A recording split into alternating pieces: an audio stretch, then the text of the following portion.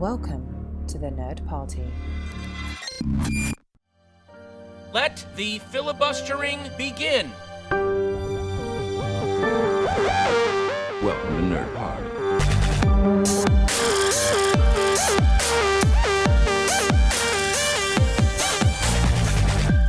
Hello and welcome to Filibuster here on the Nerd Party, the podcast that may or may not be being played by Tilda Swinton.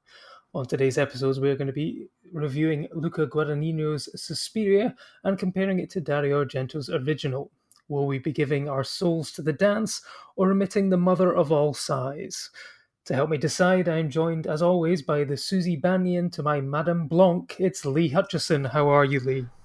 Yeah, I'm really good. It's been kind of exciting that we finally got to this stage. Like, I got to see this film a month ago, and I've barely had a single person to talk about it with since. So I feel like I've got so much pent-up thoughts, frustrations, excitement about this movie. So I'm glad that you're finally here to talk about it with me. Absolutely. Well, this is, the price one has to pay for seeing these things early at film festivals. For fear of spoilers, you have to keep your mouth shut. But don't worry, we'll get into all of it in a couple of minutes. But just what else have you been catching up on this week? Since the last episode. Yeah, it's been a quiet week, really. I did watch the original Suspiria because I had plans to watch Suspiria, the original version, and then have a kind of go straight almost into the current Suspiria, but I've had a bit of a poorly girlfriend the past week, so I've kind of had to focus my attention on that and earn the boyfriend points this week. So I watched the original, and then I also caught Fahrenheit 11/9, which is a movie I missed at the London Film Festival. So yeah, that was quite an interesting one to watch. It's a really well put together kind of documentary from Michael Moore, but for someone like myself that is like utterly obsessed with American politics, it wasn't really anything kind of particularly new, but it's still a well-made documentary with some fascinating points. And I think the optimism that you see in the movie that he has about some of these upcoming young politicians seems to have kind of come to bear really in sort of the midterm election results. So yeah, it's an interesting documentary. It's got one of the probably the most horrifying first 15 minutes of a movie. It's like as terrifying as anything I've ever seen. So yeah, that's definitely worth checking out when someone gets the chance to see it. Yeah, no, it's on my list, but it is. Michael Moore has created even more confusion for me with calling it Fahrenheit 11/9, given the American calendar system, because 11/9 over here is technically September 11th, but over there it's the 9th of November. So you almost think it should be the other way around in your head, sort of kind of plays tricks. Which one is this? Is this the one about this, or is it the one about this? But I mean, always sort of enjoys his documentaries, and really interested to see his take on, given how outspoken he has been on Trump and the Trump presidency so far. It's going to be interesting. I expect it's not going to be a balanced documentary, but probably still a very entertaining one, and especially now given the fact that I believe one of the people wasn't the guy who was involved in the mailing the bombs recently was actually in some of the footage at one of the Trump rallies and stuff like this. So that's going to be a fascinating watch, I think. For me, myself, apart from seeing Suspiria this weekend, I caught the Fantastic Beasts: The Crimes of Grindelwald, or Grindelwald, if you're Jude Law playing Dumbledore. Apparently he pronounces his name differently to everyone else in the film. And for fans of Harry Potter, it's probably a must because, it continues the storyline. And, I kind of enjoyed the first one, but this one was pretty boring. It was very, very tedious. And a lot of it sort of comes down to the main issue that I had with the first one was that basically Colin Farrell turns into Johnny Depp at the end. And you're just thinking, this film would have probably been a lot better if Colin Farrell had just stayed as Colin Farrell and not turned into Johnny Depp, because obviously there's this whole other thing separate to the film, which is a completely different thing that I'm not going to get into. But purely just from a story point of view, there's lots of exposition, there's lots of new characters come in. It's just a bit boring, unfortunately, to be honest. But then it does that thing of how at the end of a good TV show that even if it's having a bad episode, it leaves you on a cliffhanger where you're going, what? Oh, I really want to see what happens now. Actually, that's really quite interesting. I'm not going to spoil it here, obviously, but it's something that I wasn't expecting, and you're going, okay, J.K. Rowling, because she wrote the screenplay and whatever, it's her story, so it's not like someone else has decided to basically ignore everything that J.K. Rowling has done and taken it on a slightly different tangent. But you're going, okay, interested to see where you go from here in advancing the story. Although apparently there's still another 3 films to go, so she's going to be taking her time about it. But overall, I think I gave that one about 2 out of 5. Essentially, if you are a Harry Potter fan, but if you have no interest in the franchise, it's certainly not going to change your mind, I don't think.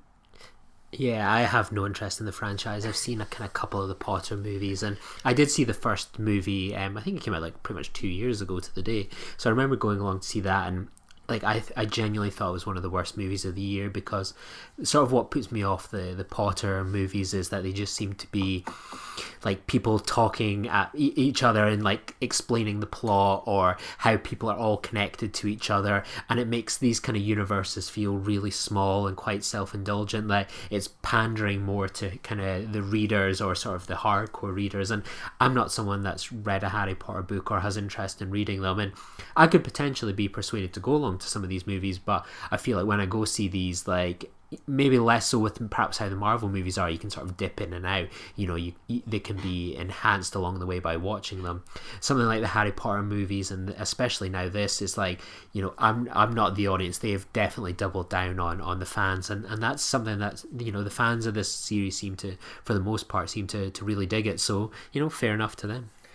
Absolutely. I mean, yeah, it's certainly one that I don't think they'll be able to get new fans along. So what they need to do is, yeah, they are focusing on that core thing, but we've got that issue at the moment with Marvel. Marvel are still doing a great job, I think, of even though their films are completely interconnected by now, they still manage to get new people along to see them, because there may be some elements where you need to kind of know, especially with Avengers Infinity War, yeah, you need to have seen pretty much all the other movies to have any idea of who everyone is and what's going on.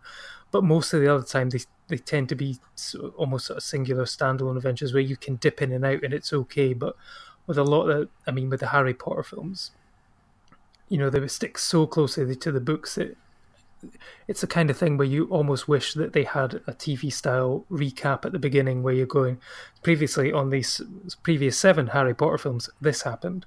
But they don't do that. And I know what you're saying about sort of the interconnected sort of universes and how characters are. And I think we were seeing a lot of that with the Star Wars films as well recently, weren't we? With everyone complaining how everyone seemed to almost be, all right, they're going to be related to Han and Leia, they're going to be related to Luke.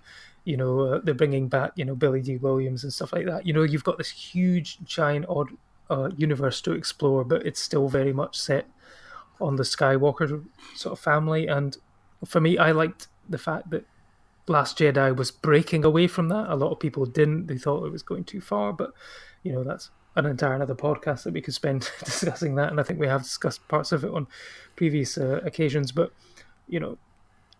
Fantastic Beasts, Grounds and Control, not for us, but probably for another more balanced viewpoint. I'm sure the guys who record the Owl Post podcast here on the Nerd Party have a different viewpoint, and I'm sure they'll be discussing it on one of their upcoming episodes as well.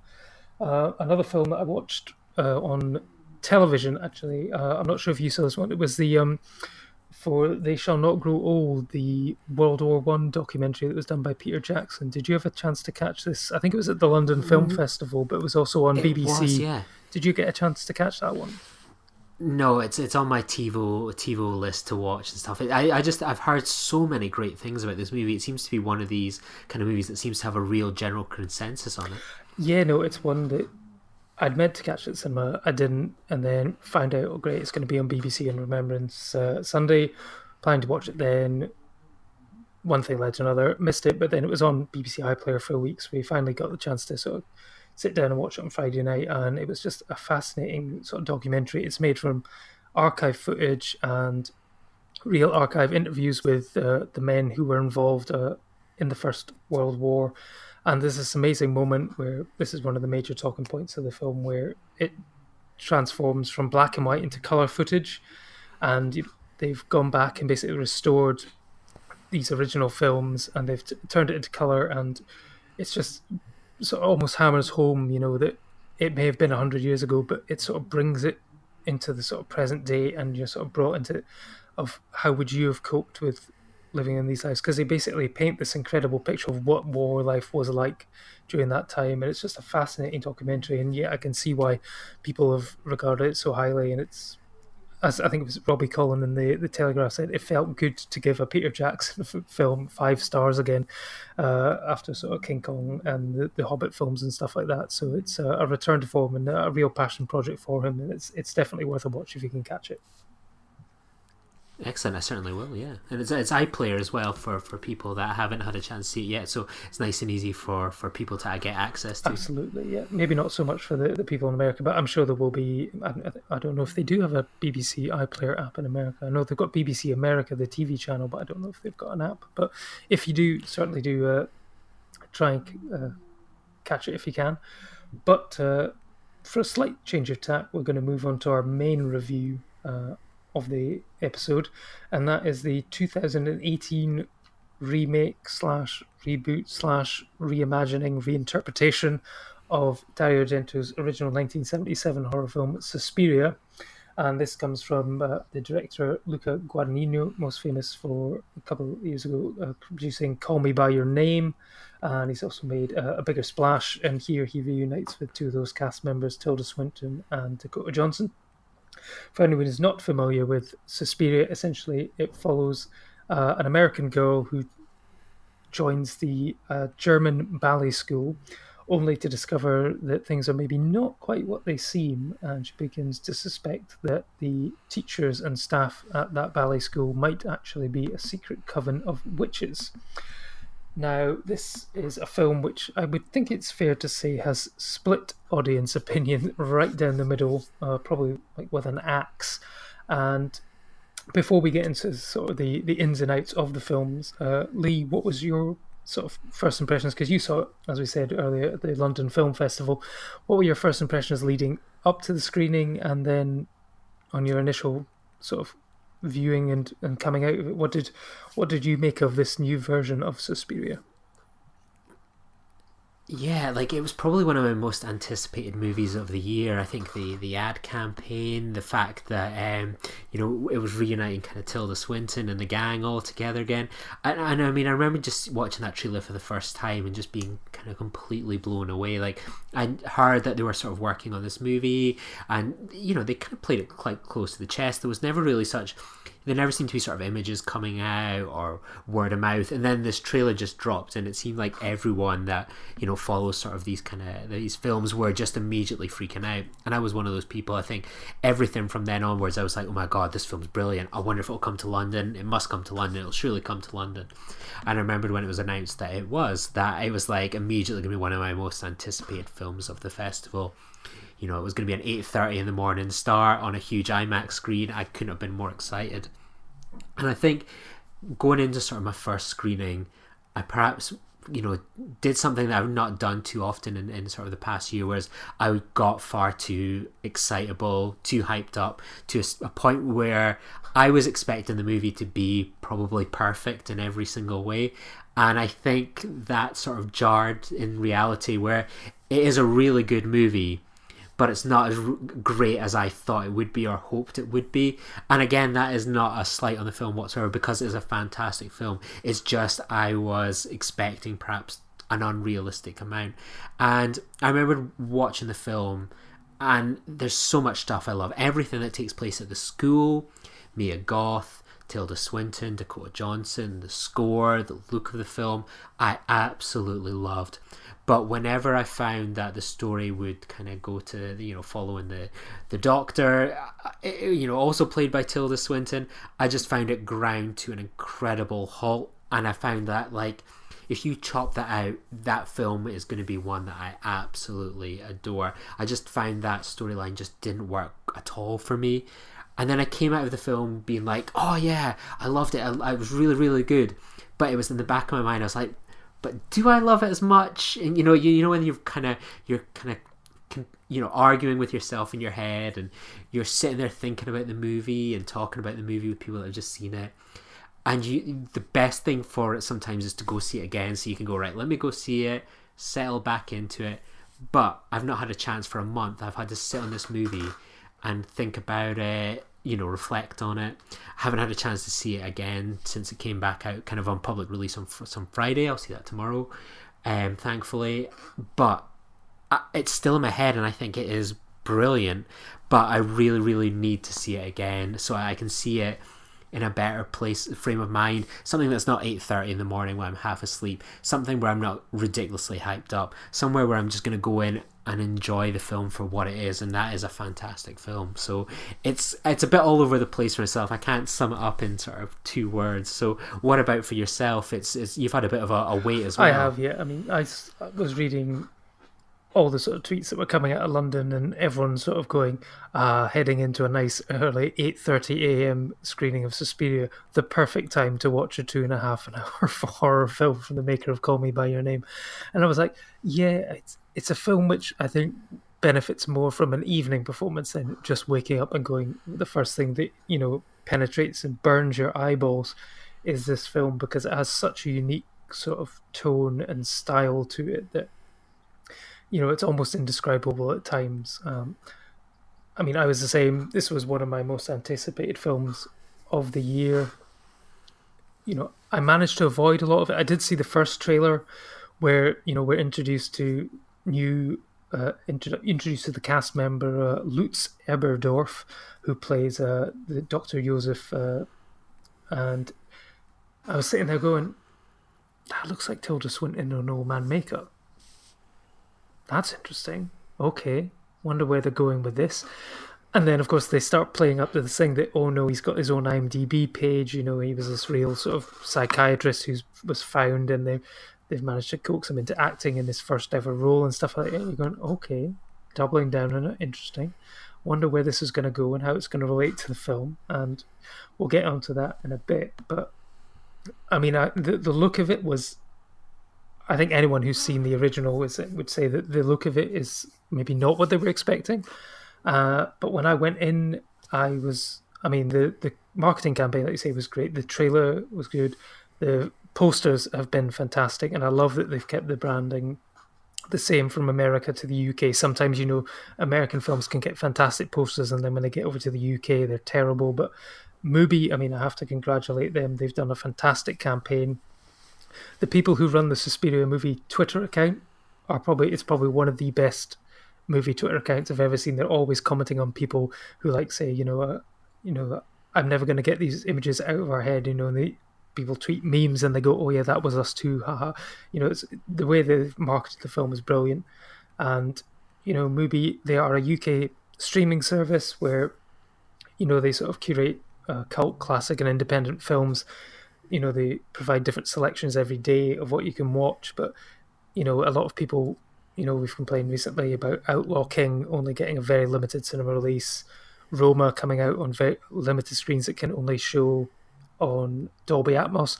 But this is a streaming company who've given this film a proper cinematic release. It was released on over 100 screens in the UK. I think you were saying that you had a choice of about 4 cinemas in Edinburgh to watch it in.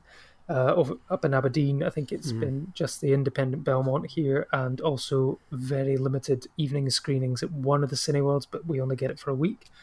But finally got to see it on Saturday, and I just let it sort of wash over me. At the beginning, when it starts off in 1977 Berlin, with all this talk of the sort of Baader Meinhof complex and, terrorism and stuff, and the sort of Cold War in Berlin, East Berlin and West Berlin still exist. You're like, okay, I thought I was watching a film about witches, but where's this going to go? And, in the end, I absolutely loved it. I thought the film was absolutely brilliant. And, for me, Acts 5 and 6 of this film are probably my favourite thing I've watched in the cinema this year. It is absolutely incredible, and I should say that Suspiria is not even billed as Suspiria when it first comes on. The title card is essentially a Luca Guadagnino film in 6 acts and an epilogue. Suspiria appears on a slight, I think it's a German subway sign, but other than that, it doesn't actually say Suspiria until the end. And this is it is a world away from the original, but we'll sort of compare and contrast later on. But for me, I loved every single minute of it, and I would happily watch it. If for me it was a 2.5 hour film that felt at around about the 90-minute mark. I mean, coming out, I've talked to other people who work at the Belmont and stuff like that, and when they found out that I loved it, they were like, "Really? Oh," because they had heard a lot of negative things coming out, and I don't know if that's just people who don't get it, or maybe were fans of the original and have been disappointed by what the direction that Lucas taken. But for me, it was hands down. I think I'm tentative to say it could be my film of the year so far. And I think like that. I think there's things like it's immediate. As you say, you sort of when you're watching it, it is immediate that anyone that's sort of going in expecting sort of Suspiria, like a complete sort of a copy really of this kind of movie. I mean, even the runtime is you're getting an extra sort of hour really on top of the original, but it becomes so clear that in that early minutes where the settings changed in Germany, it seems to have a more focus on kind of the current events of the time that were taking place in Germany, and you're immediately taken away by like the color palette is so different to see something like the Argento Suspiria, which is full of bright, vibrant bubblegum style colors. This is really sort of dark, grim, depressing kind of colors. It's a really striking palette change, and I think if people are going in for better or worse thinking, oh, I'm going to get Suspiria 2 or something like that idea is immediately kind of thrown out for, and I think that's the best choice that they Absolutely. made. Absolutely, I think you're right. He's done the right thing in distancing himself from the original, in that this is immediately from the outset, this is a completely different take on it to avoid the direct comparisons. If he'd used the same sort of color palette, like you said, it would be like, oh, well, that's just looking like the original Suspiria, or this bit, that's just copied the original Suspiria. I mean, yeah, it's more like The Lives of Others. That was a film which it reminded me of in terms of the muted sort of color palette and stuff being set in Germany at this time. But even just like on the arrival at the ballet school, you could see certain elements, like on the floor tiles. There was sort of like there was squares, but then there was little triangles that made it look like a jagged saw on the floor and stuff like this. So there was little sort of production design elements that still said, this is going to be something different but still special. And I mean, talking about the dance sequences in particular, I find them incredible. They're sort of incredibly hypnotic, the way that the dancing was used and how the movement was created and how it affected the story, I thought was great. I mean, I'm not a fan of ballet. I don't think I've actually ever seen ballet live, but one of my other favourite films is Black Swan. And I got so caught up in Black Swan that by the end, when she's giving her final performance, and, I was just like in a wave of emotion. And I felt that at times like this as well. I mean, there's probably more, at times there's more directly comparable to Black Swan than there is Suspiria. But I think I've likened it in my review to essentially two different choreographers being given the same piece to interpret, and that's what they've done. Dario Argento's gone for very vivid, bold, striking images and colors, and in terms of in music as well.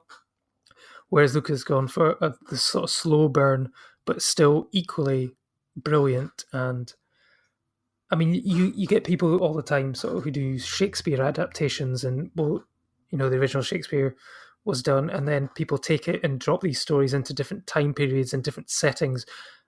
The language is always the same, but the way that they've interpreted the story to fit a different time period or a different place, the story's still there, but it works and it's adapted in a way that it still fits. And I think that's what he's done with Suspiria. He's managed to take it into a different setting, but it still works perfectly. You've still got the same story beats, so the character names are essentially all the same. You've got the bits about, the Sarah's character played by Mia Goth sort of counting the steps to find hidden rooms and stuff like that. The major plot points are there, but the way that they've gone about it is completely different, but it still feels exactly the same, if you know what I mean. Mm-hmm. I think with like you can just I think you're spot on there sort of with that Shakespeare adaptation. And I think even the way sort of the dancing kind of is carried out, like they are so wildly different. And I think what I love about this movie is that, you know, we all know there's this huge kind of climax in sort of Act 6, but you know the dance sequences almost become part of that as well. Like there's this suspense of, you know, we see, you know, this build up and some of kind of Dakota Johnson, you know, doing some of these dance sequences, and sort of we're seeing Susie as this beautiful kind of dancer, and then sort of the first dance sequence, like you're immediately kind of blown away by her skills as a dancer, and it's always kind of teasing away in the background, well, we've all got this stuff going on with witches and missing people, like what is this dance number going to be like when it kind of finishes? And you know, to see that on the kind of a big screen was an absolute treat. That choreography, you know, the amount of time and effort they must have put into making it look that way, I thought it was fantastic. And I mean, he has done some brilliant dance sequences before. I think Bigger Splash might just edge it as my favourite dance number that he's done, but I thought the dance sequences were impressive. I mean, that climax sequence of dancing is just unbelievable. I was really blown away by it. And it's the noise as well. It's like you feel that you hear it every time a foot hits the ground as well. It's so impressive. Yeah, that's the Volk sequence when they're in their sort of red sort of tassels and stuff like that. I mean, I didn't realise, I thought that originally that piece of music was maybe like a traditional piece, that maybe this was a sort of dance, but no, that was part of Tom York's score. We'll talk about him a bit as well, and the fact that, you know, he's finally followed Johnny Greenwood into the sort of world of film scoring. And again, this is something which completely differentiates the two. You know, Goblin was very sort of funk driven and uses of synth and stuff like that, whereas Tom York has created something very almost subdued and sort of melancholic. He's got a couple of tracks where he sort of sings and stuff like this, but again, the choice of music works perfectly for the vision of the film this time. I mean, what did you think of Tom's score? Yeah, I was really impressed with it. I think it's when you're almost kind of watching at the beginning, you sort of get that kind of opening credits sort of song from him. Like it immediately sort of sets you into this kind of like, oh, this is going to be quite different, because I think anyone that's seen the original Suspiria has that kind of immediate score from Goblin in your head. Like you're almost wondering, like, how are they going to top such a unique score like that? And it kind of, again, it's something that early doors just sets up. This isn't the Suspiria that you expect it to be. We're not going to be just retreading that ground. And I thought Tom York was a really, really inspired choice for that. Yeah, I mean, I'm just looking back at my review, and there's a couple of quotes which, you know, since we're talking about this sort of dancing and stuff, it says, one of the quotes is, "When you dance the dance of another, you make yourself in the image of its creator." And I can't help but think that line is basically written into the script about the fact that, yeah, we know that we're going to be compared to Argento, but what you're going to find out is that we're going to step out of his shadow and take it in a different direction. And they certainly do.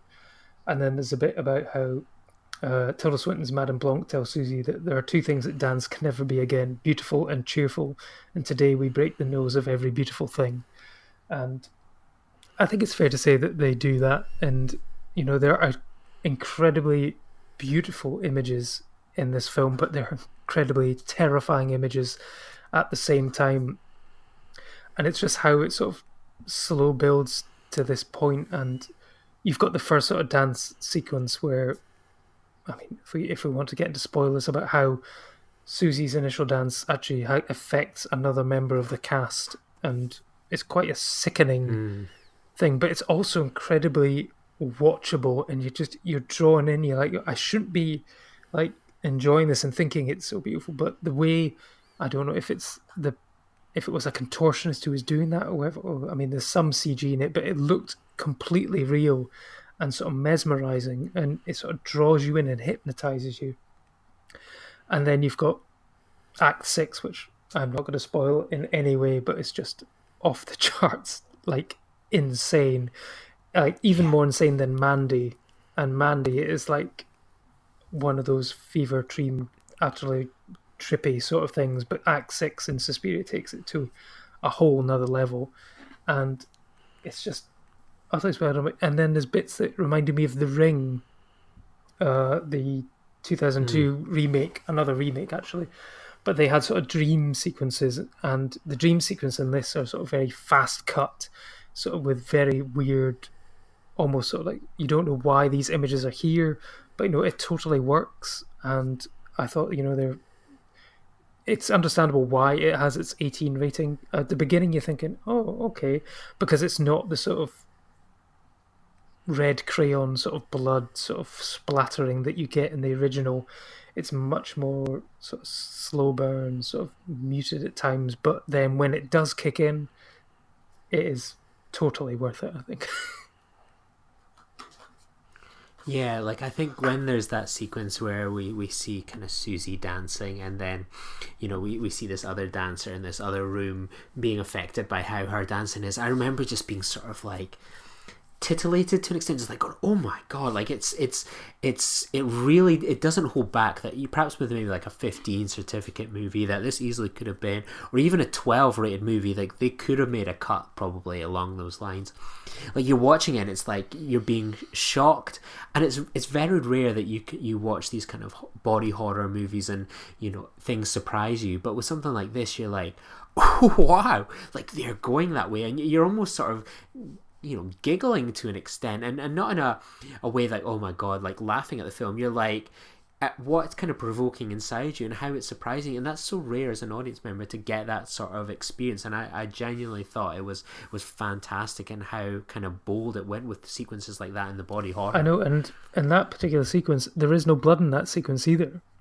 That's what makes it so brilliant, in the fact that it's all done with a body. And it's, some directors would have probably wanted showers of CGI blood coming out and stuff like that, but it's all done with the body, and that's what makes it so brilliant. And it's Dakota Johnson, I thought, was fabulous in this film. I know some people had her written off following the sort of 50 Shades films, but I think comparing her to someone else who was in a franchise that not a lot of people like, Twilight, Kristen Stewart, I think, has made some fabulous choices since, and has proved herself to be one of the best actresses of her age.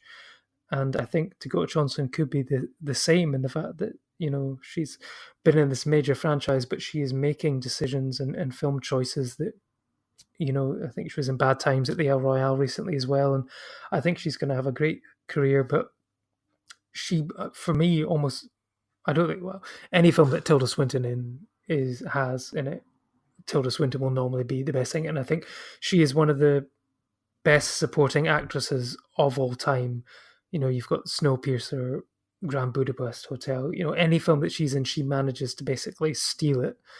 And she steals it about 3 times in this one, because she plays Madame Blanc. She plays, unfortunately she gave the game away and said that she is the psychiatrist as well, but I'm pretty sure that she is also Helena Marcos at the end as well. Yeah, but I think she was just brilliant. And there's at points when, like in Act 5, I think it's when they're at the restaurant, the sexual chemistry between the two of them is off the charts. It's like you can really sort of feel it between the two of them. And there's that one shot which I think is one of my favorite shot of the year. It's when Dakota Johnson is in extreme close-up on the left-hand side, and then Tilda Swinton's at the back in another room, but she's completely in focus as well. I don't know how they did that shot, but for me, that was one of my favourite shots of the year. I thought that one was brilliant.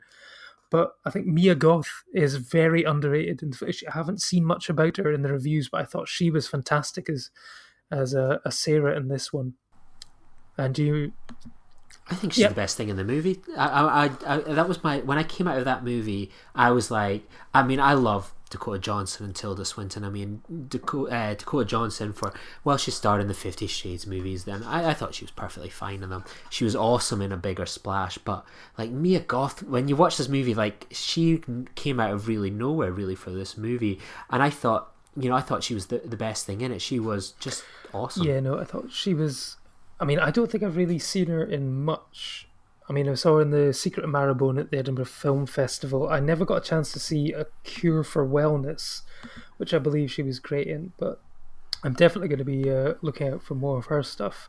And it's got one of like the best female casts of recent years. Chloe Grace Moretz is in it as well, in a small role. I would have liked to have seen more of her in it. She's sort of in it at the very beginning, and then sort of disappears out of it because of the point is that Susie Bannion takes her place at the school. So you can understand why, but I mean, in the original film, her character is killed off within like the first 5 minutes. So the fact that she did get to come back was fine. But I mean, she's had a great year as well. She's shown that with Miseducation of Cameron Post that she's one of the best actresses of our generation as well. So I mean, it's just a fantastic cast from beginning to end. I mean, some of the smaller roles played by the other sort of teachers and stuff like that are just great. I mean, apart from, I think, actually thinking about it now, apart from like the two policemen who are in like 2 scenes, there's only one male character in the film, and that man is played by a woman.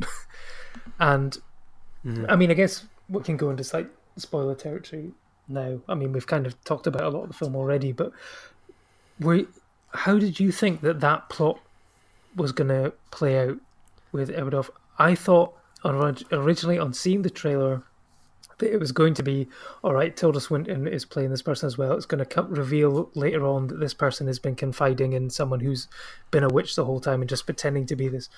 But then to find out that it's actually not the case, and that character has a complete arc, and it's never even really referenced the fact that it's played by Tilda Swinton. There's no need for her to play that part, but she did it anyway. It's an interesting choice, but it's just one of those bizarre things. But I thought it worked. What about yourself?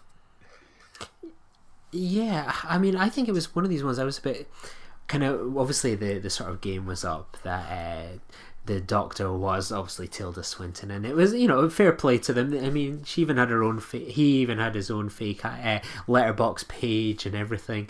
And I think kind of why I'm sort of really keen to see it sort of again for a second time is that through the whole time with that plot line, I was like, so when's it sort of going to be revealed that he is like a woman, or he is secretly somehow connected to Madame Blanc? And like, I was expecting it to always be, you know, it was going to tie into something else, that I was constantly watching that going, right, but come on, right, what's this going to lead to? And it was constantly just ticking away in the back of my mind, and I wasn't treating that plot line like it was its own separate plot line, and it was my least favourite part of the movie. Will that be obviously improved or not on a sort of a repeat viewing is something I'm really curious to kind of find out. Yeah, no, I mean, yeah, I was the same. I was thinking it's going to relate, you know, he's going to take the makeup off and reveal that the girl who's been spilling her innermost thoughts to this person about this conspiracy of witches has actually been talking to the main witch all the whole time. But it didn't turn out to be the case. And it was interesting. And yeah, I think on a second viewing, I think without that sort of idea in your head, which had been put in by the fact that, okay, it's Tilda Swinton, it's going to tie in somewhere. It'd be interesting to watch it again, like you say, and see how it plays out, you know, with that sort of weight lifted from it. I mean, it's a very interesting storyline in the fact it's got this whole sort of guilt thing about how he's lost his wife in the Second World War, and, you know, he actually gets a vision of his wife later on, played by Jessica Harper, who was the original Susie Bannion in Dario Argento's film. And it's just, yeah, no, it's an audacious decision by Tilda Swinton and Luca to do it, and it's a huge gamble because it might have, like you say, sort of weighed the film down with expectations and stuff like that, but I think they just managed to pull it off. So yeah, and I think it's I'd love to know sort of the reasoning behind it one day, how that came to be, and sort of the creative choice behind it. But yeah, I'm just desperate again, as I say, I keep coming back to, I'd love to see this film a second time and see how that kind of clicks in, because it was that least kind of favorite part of my movie, and, you know, compared to the rest. And I think, you know, it's things I've come to a couple of times with Suspiria, what my expectations not quite matching up with perhaps what the reality was, and I think that'll be one of the key ones to see how that kind of settles as a second time. And I don't know what kind of the general public is, because, you know, people like me and you, we know sort of the gig that was going on with Tilda Swinton. What's a general member of the public going to think about that plot line, or, you know, will even know that Tilda Swinton's kind of involved? It's an odd one, really. You know, like you say, it's a notice decision, but, you know, it'd be, you know, there's another world in an alternative universe where Tilda Swinton and Luca Guadagnino didn't actually make this film. I think it was originally down to be remade by David Gordon Green, who actually went on to redo the Halloween film. So again, that would have been a completely different version. And I think that version, given how his Halloween was very referential of the original, I think it would have been more in line with Dario Argento's version. But I just love the fact that this was so different and so separate, but still the same.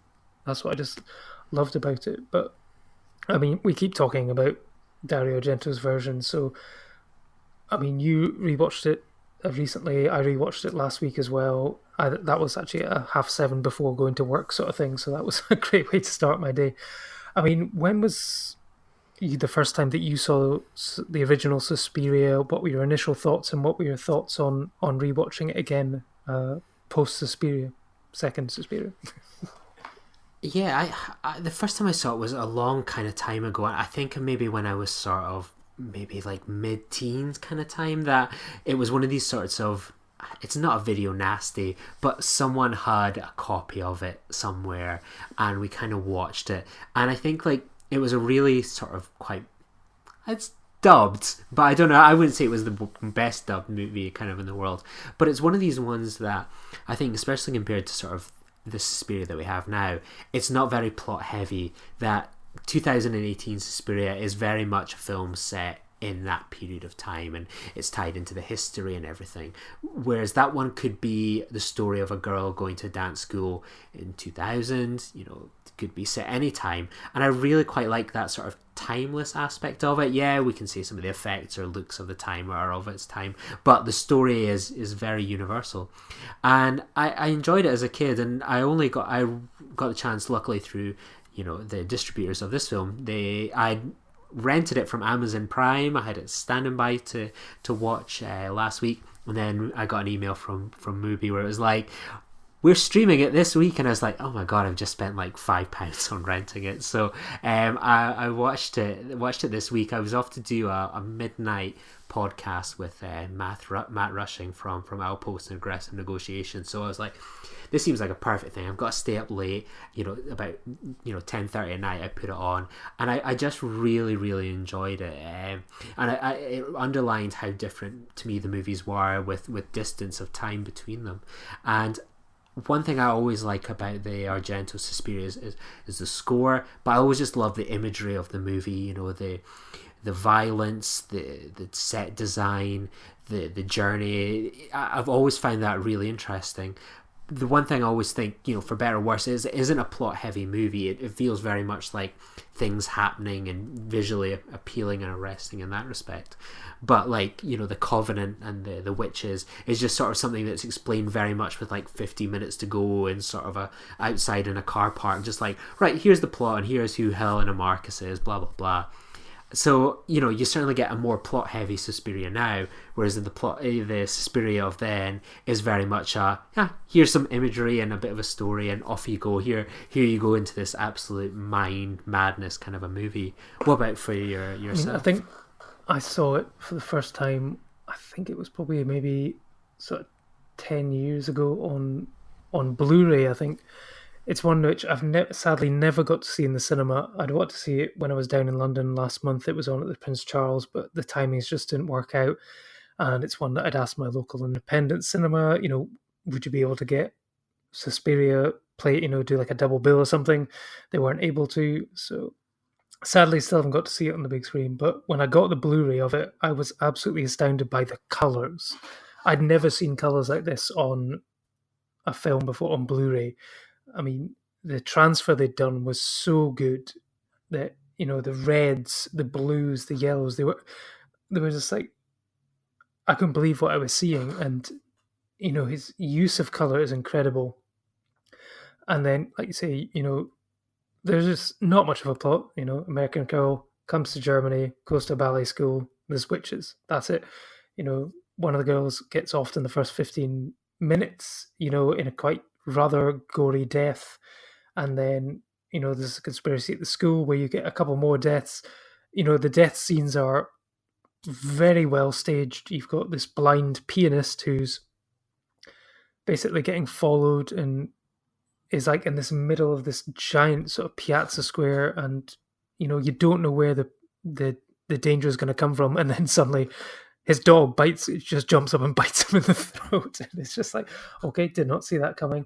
And then it's got one of those deaths which is so great but so utterly stupid, in that the Sarah character in the Argento version basically gets trapped in a room full of barbed wire in the attic, because everyone knows that if you've got barbed wire to store, you store it in an attic, not tied up or anything, just all over the floor, just in a complete mess. Oh, it's fine. That's the barbed wire room. We don't go in there because that's a barbed wire room. She crawls through a window, falls down into it, and then it's just like, yeah, it's silly, but it's still great. I mean, watching it back nowadays, it is slightly more on the sort of silly side than the scary, terrifying side, but it's still very enjoyable. I mean, perhaps sometimes maybe it's the dubbing that helps, in the fact that basically Argento would basically film all his films without sound and then sort of dub everything in later. So, some people didn't really know what they were saying because, we'd always have to do an English version and an Italian version. So he figured just dub it in later, it'll be fine. But, I mean, the acting is certainly not as good as the later one. But for me, it's actually not my favourite Argento film. I actually prefer sort of Bird with the Crystal Plumage. And for me, my favourite one is Profondo Rosso, Deep Red. I mean, again, they're all sort of scored by Goblin. You've got that through thing. You've got this sort of... You can see all of those films, it's an Argento film. You've got the bit where you kind of know, you've been told what's happened in the beginning of the film. You just don't realise, you've got like... When Susie arrives at the mansion for the first time, she sees someone talking to someone behind a door, but it's really loud outside, but she can see the lips moving. And then she is able to recall that later on to find the secret passage and stuff like that. You've got stuff like that in his other films where you've already seen the killer, but you haven't. And that's what I sort of love about his films, that sort of mystery element to it, which is great. But for me, I think it's a great film to watch, but it maybe hasn't held up as well as some of his other ones since, in terms of the lasting effect. But what about yourself? Yeah, I mean, I'm totally with you. The scene with the barbed wire is just really... It is unintentionally a bit comical. It's just like when she just sort of has this really terrible fall, like tries to jump and then almost just steps into this barbed wire. And I think it becomes slightly unintentionally somewhat amusing, but I think like the whole movie, with modern eyes, with its kind of bright colours, its set design, even the dubbing, it just becomes quite charming in that way. It's like you look at it and it's impossible for me not to respect it for what it is and what it was. And I still think it's a fantastic film, and in certain ways I think it can almost be a bit better than perhaps the current Suspiria, just in the respect that it's really bold in terms of its storyline is almost stripped bare, and it doesn't feel like it's got this long 2.5 hour kind of story. It feels like it's an experience watching it, and that's something that I think's missing sometimes from cinema is just going in and seeing a movie and just being kind of dragged along with it. There feels like very little's ever explained. You're thrown into it kind of straight away. You have this girl that's running away at the beginning of Suspiria, and then in sort of the remake, it's a whole plot line in itself. It keeps coming back to it kind of endlessly. So I think like there's something kind of brave of the times there, but it's certainly hard to pick which is the better of the two movies. They're both so diverse, and I think that's good, actually. Well, actually, speaking of that, I'm actually going to maybe try and make you decide right now. But before I do, I just need to give a shout out to Sean Eastridge on Missing Frames and recommend that you go back and listen to his episode on Suspiria. They did it as a Halloween special in October, so if you go and listen to that one, it's got a few people watching Suspiria for the very first time, and it's always interesting to get an alternative take, not just our views on it, but also other people in the Nerd Party, to find out what they thought of Suspiria. But to try and compare and contrast the two, I've got picked out 7 different aspects, and basically we just have to pick which one we thought was better in that particular aspect, whether it was Dario Argento in 1977 or Luca Guadagnino in 2018. So first of all, you just sort of mention it briefly, but sort of plot and script. Which one do you think was better? Suspiria 2018. I'm just going to say 2018 because it has a script and a story. It has a script. The original Suspiria, for better or worse, does not have. Okay, I would actually almost, even though I love the 2018 one, I think in terms of sort of plotting and stuff like that, potentially 1977 did. Although actually, then thinking about it, it does kind of just end. It kind of ends with her running out of the building, and sort of that's the end of the film. It's like you don't actually get any sort of sense of closure or anything like that. So actually, yeah, no, I'm going to give it to 2018 as well. So that's 2 to that one. Cinematography. What about cinematography? And I'm gonna say that production design is separate. Production design is separate. So in terms of like sets and everything is separate. So purely on cinematography. Suspiria 1977. Okay, 77. I'm gonna go 2018. I think just purely because there was I think more shots or whatever that I really liked in 2018. Okay, production design. 1970. I do keep wanting to say 2000 on. I've been so stuck in this generation. 1977. Me too. I think just the look of the film, the sets, the sort of costume design and the use of colour, I think it has to be 1977 for that one. Acting. 2018. Yeah, I have that one too. I think it's harsh to say, but the acting in the 2008 is on a whole another level. Maybe that was partly perhaps due to the dubbing and stuff like that, and maybe the different sort of use of language and stuff on set. But I think the 2018 is a worlds apart for that. Now the last 3 I think are going to be quite contentious, and I think potentially get a bit more debate. Soundtrack. 1977. I've gone 77 as well. I did really like what Tom York did, but I think for me, I just loved the Goblin Squad. I liked the fact that what swung it for me was just the fact that occasionally one of the members of Goblin would just go witch, witch, witch, witch underneath everything, as if unless you'd forgotten, this film has witches in it. It's just like witch, witch, witch, witch. So yeah, dance numbers.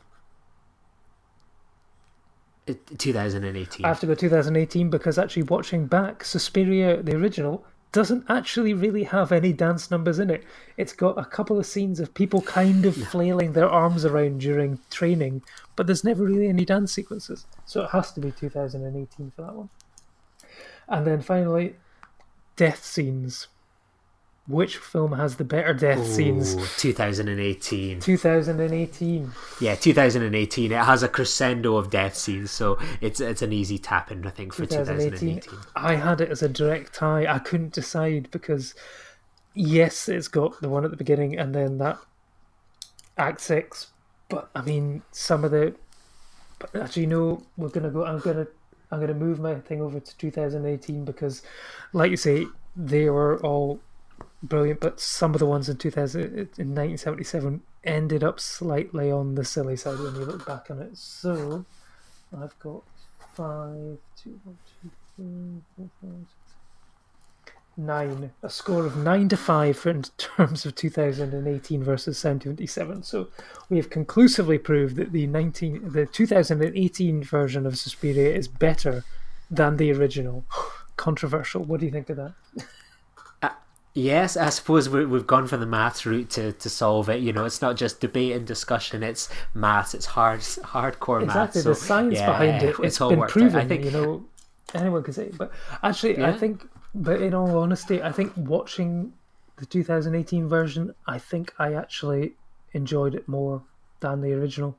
I thought it was a better film, and for me at the moment, I mean, it might change on a rewatch, but for me at the moment, I thought the remake / reimagining, whatever it was, a better film. They both have, like I said, they're both the same story, but done in slightly different ways. But for me, on a personal level, I preferred the remake. I can't wait to go see this again tomorrow, and it's going to be. It feels like it's been a long time coming to see this again. So having this discussion is certainly kind of alleviated some of my issues with the films, and I think it'll be really good to go see it again. I mean, I wish I had the opportunity to go see it again. I don't think I will. I think the next time I'll see it will be on the small screen, whether it's on DVD or Blu-ray. Although saying that, he's now thinking it's actually on a streaming service. So will it be on a streaming service first? Will they release a Blu-ray? I hope so. They surely will release a Blu-ray. I would. If not, I'll have to go to somewhere like America or Italy to get it. But I'm sure I will track one down eventually. But maybe if you can give us an answer on that about when the film will be released on Blu-ray, that would be very handy. But before we go, we have to mention a plug, shameless plug for our other podcast, a new podcast called the A24 Project. Episode 4 was released this week, and in it we were looking at Under the Skin and Locke. We've had some really lovely feedback so far. In fact, staying on brand with the episode, a user called Mother Suspiria described it as a great film hipsters podcast, which is great to hear because that's exactly what we were aiming for, don't you think? And just to say that if you're listening to the A24 Project and you like it, if you'd like a chance to win a Girls on Top tee of your choice and an A24 film of your choice, I'm currently actually wearing my Tilda Swinton one, always on brand, then just leave us a written review on iTunes by the 16th of December.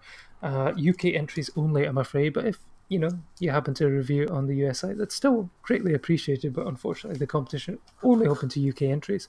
But if you leave us a 5-star review, it'd be greatly appreciated because it gets the profile up of the podcast and gets the word out there. But we've certainly been enjoying making it so far. We've got some great episodes coming up in the future. Have you got anything to say about the A24 Project, Lee?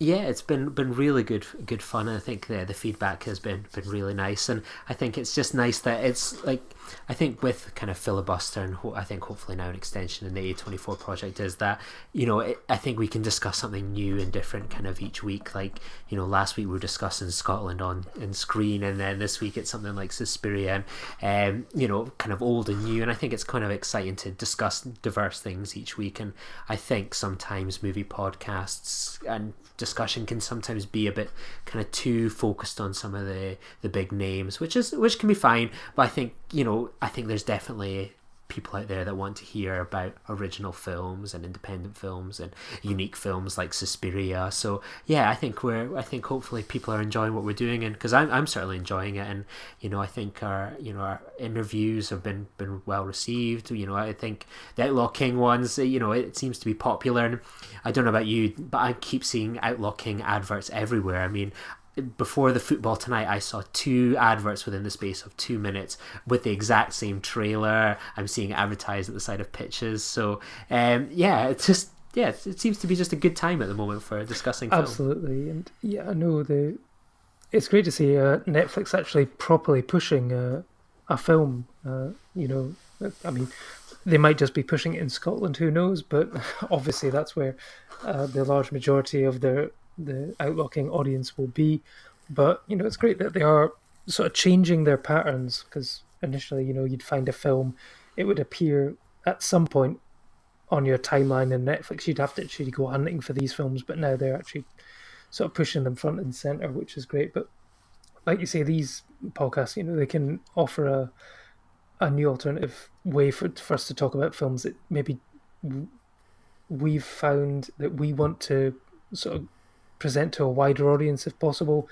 And it's something that's coming up. I'm not sure if you've seen on Twitter recently, there's been a Kickstarter for a new film magazine called Film Stories, which is being developed by the guys who were behind Den of Geek and have started up this new Film Stories podcast, and now a print magazine where they sort of promise to sort of feature work by new writers and stuff like that. But they've basically said it will not feature the new Star Wars films, the new Marvel films, and whatever. These films get enough coverage already, so they are focusing on smaller releases, UK films, independent films. I mean, their front cover film of the first issue is going to be Anna and the Apocalypse, which I sadly missed at the Edinburgh Film Festival, but I've heard great things about.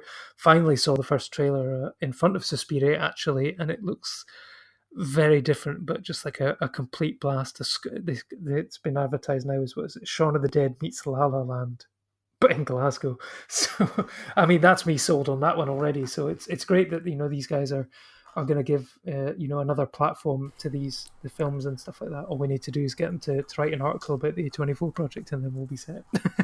Absolutely. Well, there you go. Go pitching. Absolutely. Go pitch to them. I should add, in 2 weeks' time, we will have an interview with two of the lead stars of Anne and the Apocalypse that I recorded all the way back in June, and I have been embargoed from sharing until then. So something to look forward to in 2 weeks' time, when I no doubt we will review the film, and we'll have a 15 or so minute interview with the cast of this very exciting movie. I won't say any more than that. It really is worth the wait. I mean, you see, even 6 months ago, you had your fingers on the pulse. We know what the kids are going to be watching. 6 months time. So yeah, stick with us on Filibuster and the A24 project.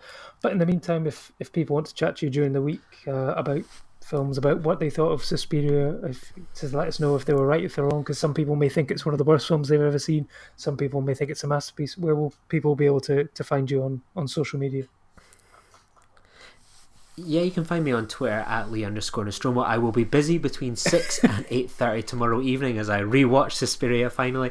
But yeah, you can find me there. And what about yourself? You can find me on Twitter at champcelluloid, and you can read my latest review on Suspiria and all my other reviews on my blog at championshipcelluloid.blogspot.com. But in the meantime, thanks for listening, and continue to check out all not just us on the Nerd Party, but the other great shows such as Nerd Nuptials, Alfie 3, Aggressive Negotiations, the Outpost. There's something for everyone on the Nerd Party, so do go check it out. But until next time, we're off to put on our red tassels and go give our souls to the dance. We'll catch you next time. Bye-bye. Join the revolution.